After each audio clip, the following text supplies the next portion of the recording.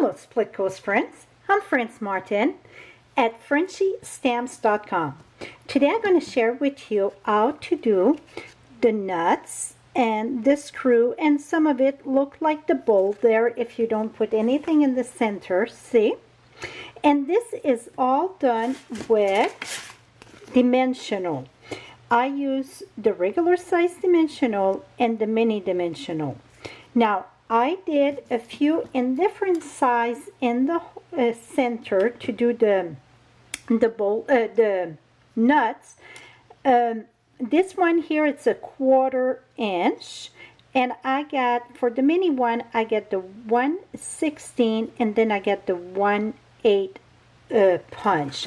And it all depends what you like best. For the big one, I prefer the 1/4 inch, and you're going to go right in the center of your dimensional, like this, and remove it. Now for the little one, some of them I leave it plain to do like the bowl or the nuts, and I'm going to share how to do that. That one, I prefer the 1/8 or the 1/16. The 1/16, it's very tiny, so I don't recommend that one, because a lot of time that it's going to get filled with the embossing powder. So again, you're just going to go inside the center of your mini dimensional, punch that. So let me share how to process the rest. So I got silver embossing powder over here. You can use a tool to hold your, like I'm using a paper piercer to hold your dimensional, because it's going to get very hot on your finger. Let's make sure that I get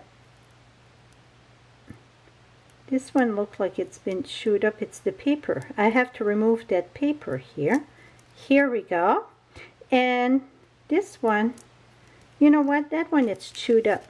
Let me use another one. I don't know what I did. Here we go. So now I'm going to take this, put it in the, oops, in the back, so I get something to hold. You can bring a foil paper just to have something to eat it up faster. Now keep your embossing close to you, because you're going to dip it in, tap it a bit, bring your embossing tool, set that up. Now dip it again. If you see bubble, don't worry. And right now I don't have it, oops, all under.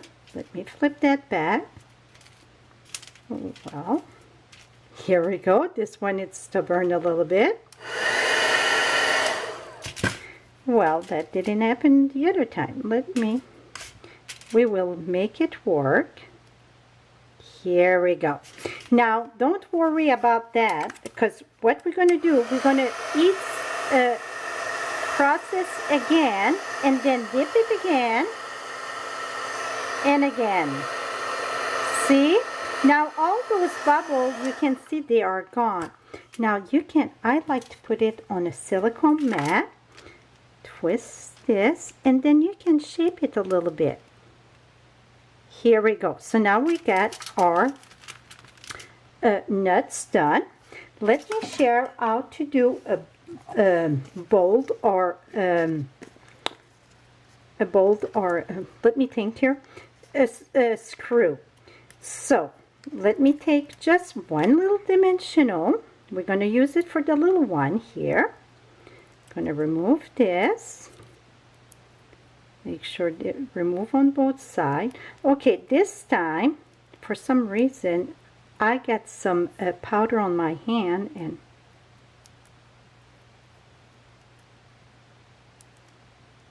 here we go.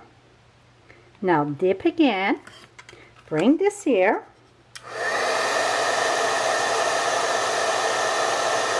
and make sure you do the side also.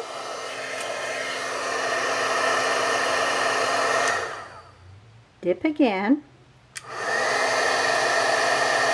Now you can leave it this way, just like for a bowl, or if it's a screw, you can take a screwdriver while it's still hot, press your shape of the screw. You can do the Phillips, or you can do just the flat end. You can bring it back, make sure that it's all flat around, leave it there a little bit, and then we're going to remove it, and voila, you got your head in the center of your screw. Now the trick to glue that onto your card, I'm using the Gear Up Garage, if you're wondering what the stamp.